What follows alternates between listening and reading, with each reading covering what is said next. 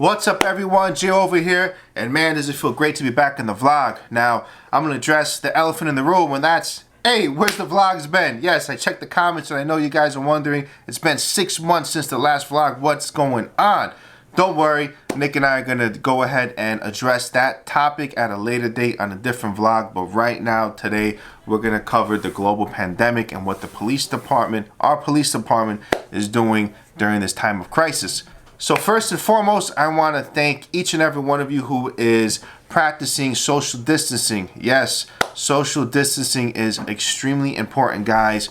Continue to sanitize, use your mask, use your gloves if you have them, but you got to use it the right way. So if you're not sure how to put it on and take it off and go out there and get your groceries and keep yourself safe, I want you to watch this video by the fire department from our city fire, who put this video out showing you guys how to take your gloves on and off properly and how to take on and off your mask. So let's check that out right now.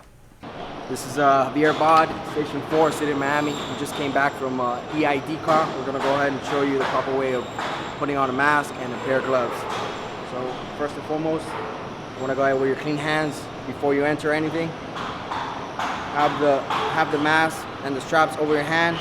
Go ahead, cup it to your nose. Pull the straps over your head.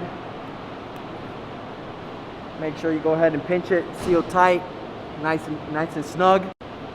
One on top, one on the bottom. And then now you go ahead, don your gloves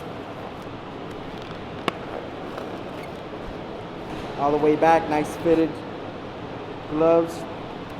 Now you're ready to go inside, do what you have to do. Once you're done, do not go ahead and touch your face or your mask, which is contaminated. So you step on the environment, first thing first, go ahead, take off your gloves first. You go ahead, stick it in your hands like this, scoop it,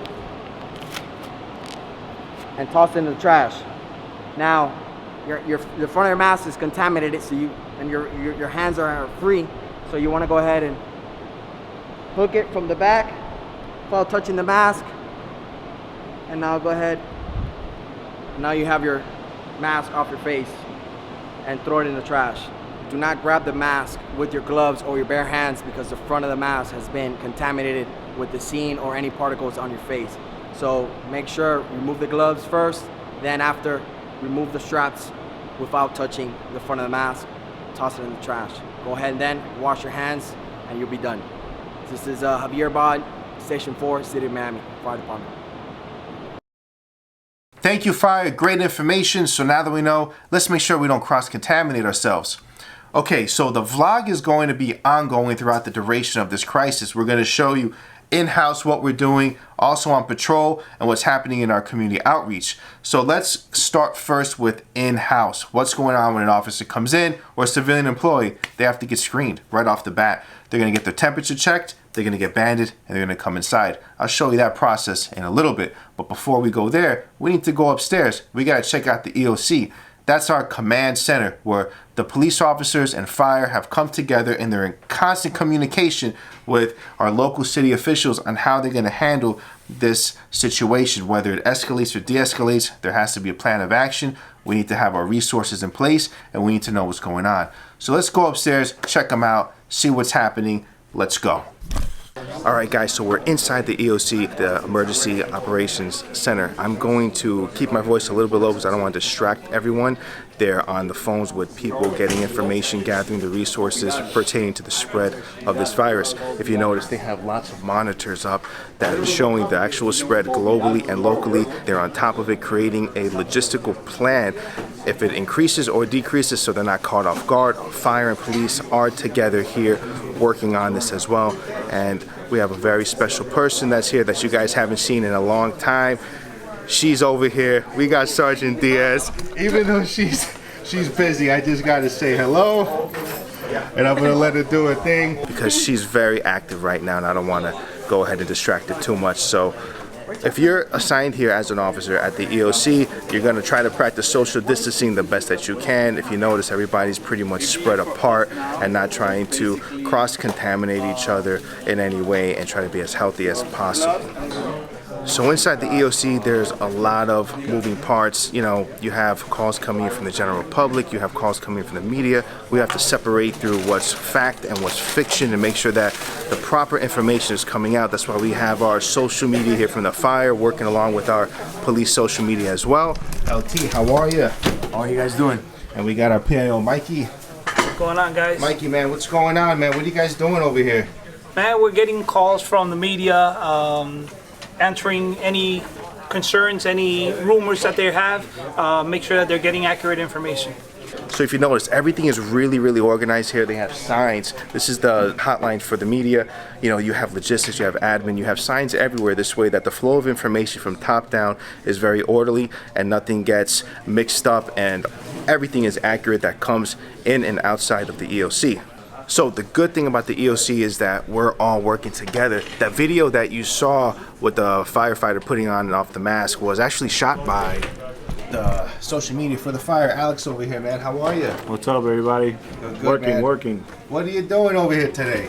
We're working on a few videos that we're gonna put out, just kind of to tell people what to do, what not to do, what to stay away from, and try to explain a little bit of what's going on with the coronavirus. Talk to people about what the fire department's doing, responding to the calls. It's still, you know, business as usual. We're still responding to any and every emergency that's coming into the city, but the coronavirus has been, you know, affecting a lot of people, and we're responding to those calls too. Exactly. So I'm going to put their links below to their social media so you can follow them and get updated on their progress and, you know, what they're doing so you guys can stay very well informed. Now, regarding that video, it talked about the taking on and off of the mask and gloves. However, you know, from my understanding, there's a specific type of a mask that needs to be used, you know, to prevent this virus. So we might have some kind of misconceptions. I'm going to let the LT clarify that for us. So basically the N95 mask is the mask that we prefer for our first responders to wear, fire and police. The reason why it filters about 95% of the particles. Anything that's 0.3 micrometers or smaller usually. Micrometers, guys, not millimeters. Yeah, micrometers. So most of the viruses, actually all the viruses and bacteria are actually a little larger than that. So anything smaller than that, the mask filters are out.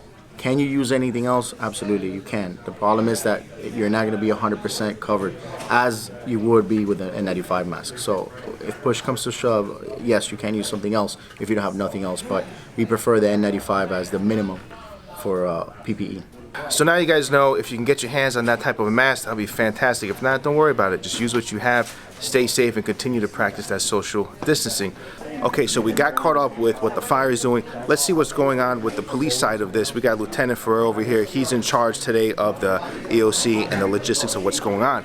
The Emergency Operations Center is responsible for providing information to the public. One of our main goals and purposes here is to provide that information and to keep everyone safe out on the street and not to cause any panic. You'll have several different units such as search and rescue, hazmat, EMS and ambulatory services, and what that does is it helps us have direct communication with all these different services, so we could be directly in contact with public works, let's say, which is right there, or hazmat, if there's any situation involving those type of events where we could get the services out to the general public and our community quickly. There you go, guys. You know, that's what our E.O.C is doing. It's going to be very active. You know, they're working long hours. They're working so many hours that they're not even able to leave the building. You can't leave the building, so they're bringing them food. So even though I'm not working the E.O.C, I'm going to have to go ahead and help myself to a slice of pizza when I get out of here. Look at these guys, the scavengers. They eat everything. All right, so there we go. Power Pizza. I don't know if you guys know, but they actually have protein inside of this. So for all you bodybuilders, there you go. LT, thank you so much. Thank you for your time, Drew. Appreciate Have a good one. All right, guys. Let's go outside and see what else is going on. So I just left the E.O.C and the officers that are coming in for B shift are starting to arrive right now. They're trickling in. Now, if you notice, the intro was recorded yesterday for this vlog. I had an orange wristband. Today I got a blue one. That's because every day we get checked. There's a new wristband to make sure that we're safe and healthy and feeling good to start our work. All right, so the B shift rush is finished. The officers are out on patrol, giving me an opportunity to be able to actually spend some time and speak to Officer Williams now. I don't know if you guys remember, but he's been on the vlog a few times. We was in the Grove together. We went to Brickell PST. Now he's in Training, training, training. They actually staffed the training officers over here to handle the intake of everyone that's coming inside the building. Not only the officers from the backside, but in the front side, the civilians that are coming into the front desk as well, you know, trying to get a report or asking for some help. So if an officer and employee shows a sign or symptoms that they might be infected, what's the next step that they have to do? So we have a tent set up downstairs where we have a doctor there. And if the doctor is out, then they can go ahead and actually speak to a doctor on a computer. So it's a virtual doctor. So it's very, very important that we just address the situation immediately and make sure that the officer is healthy and safe and be able to, you know, do their tour of duty without any problems.